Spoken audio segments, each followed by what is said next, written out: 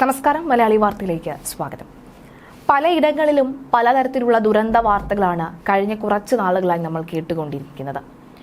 ഓരോ നേരം പുലരുമ്പോഴും ശുഭകരമായിട്ടുള്ള എന്തെങ്കിലും വാർത്ത ഉണ്ടാകണേ എന്ന് ആശ്വസിച്ചെഴുന്നേറ്റാലും ദുരന്തം വിതയ്ക്കുന്ന പല സംഭവങ്ങൾ നമ്മുടെ ചുറ്റും നടക്കുന്നുണ്ട് എന്നതാണ് മറ്റൊരു സത്യം. ഭൂചലനത്തിന്റെ വാർത്തകൾ തന്നെയാണ് പലയിടങ്ങളിലും വന്നുകൊണ്ടിരിക്കുന്നത്. ജമ്മു കാശ്മീർ, അതായത് നമ്മുടെ ഇന്ത്യയിലടക്കം ലോകത്തെ വിവിധ രാജ്യങ്ങൾക്ക് ഇത്തരത്തിൽ ഭൂചലനം അനുഭവപ്പെടുന്ന ഒരു വാർത്ത വരികയാണ്. കഴിഞ്ഞ ഓഗസ്റ്റ് 10 കാലിഫോർണിയയിൽ തീരപ്രദേശത്ത് ഡൂംസ്ഡേ മത്സ്യത്തെ ചത്ത നിലയിൽ കണ്ടെത്തിയത്.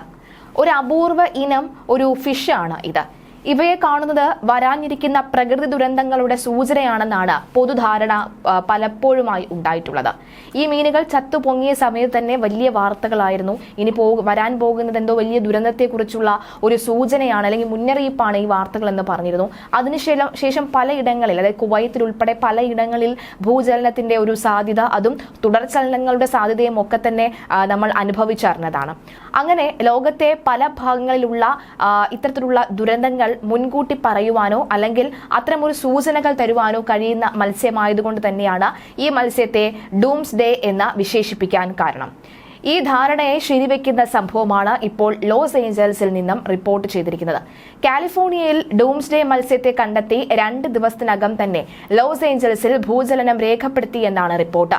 താരതമ്യേന കുറഞ്ഞ തീവ്രതയിലുള്ള ഭൂചലനമായതിനാൽ പ്രദേശത്ത് ആളപായം ഉണ്ടായില്ല.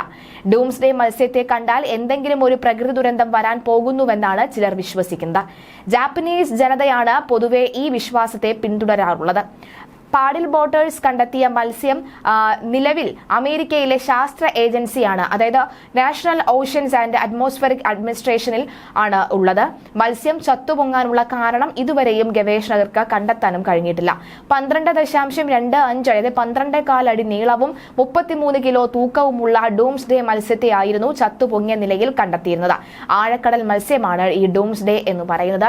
എന്തായാലും ചില വിശ്വാസങ്ങൾ അല്ലെങ്കിൽ ചില പൊതുധാരണകൾ ശരിയാകുന്ന കാഴ്ചകൾ നമ്മൾ പിന്നീട് കണ്ടിട്ടുണ്ട്. എന്നാൽ അത് വെറും തെറ്റാണെന്നും മിത്തുകൾ മാത്രമാണെന്നും അത് ജനതയുടെ തെറ്റായ മനോഭാവമാണെന്നും അടക്കമുള്ള പല വാർത്തകളും വന്നിട്ടുണ്ടായിരുന്നു. പക്ഷേ ഇത്തരം വാർത്തകൾ താരതമ്യം ചെയ്ത് നോക്കുമ്പോൾ ഈ ഒരു ഡൂംസ്ഡേ മത്സ്യം ചത്തുപൊങ്ങിയതിന് എന്തെങ്കിലും മറ്റ് പ്രകൃതി നാശം വരാനുള്ള ദുരന്തം അല്ലെങ്കിൽ ദുരന്ത സൂചനയാണോ അടക്കമുള്ള ചോദ്യങ്ങളാണ് ഉയർത്തിയിരുന്നത്.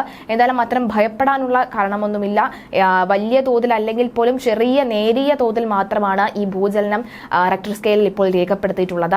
പക്ഷെ വിവിധ ഇടങ്ങളിൽ ഇത്തരമൊരു ഈ ഭൂചലനത്തിന്റെ വാർത്തകൾ കൂടി വരികയാണ്. ഇത്തരമൊരു വാർത്തകൾ വന്നപ്പോൾ പറഞ്ഞു എന്ന് മാത്രം.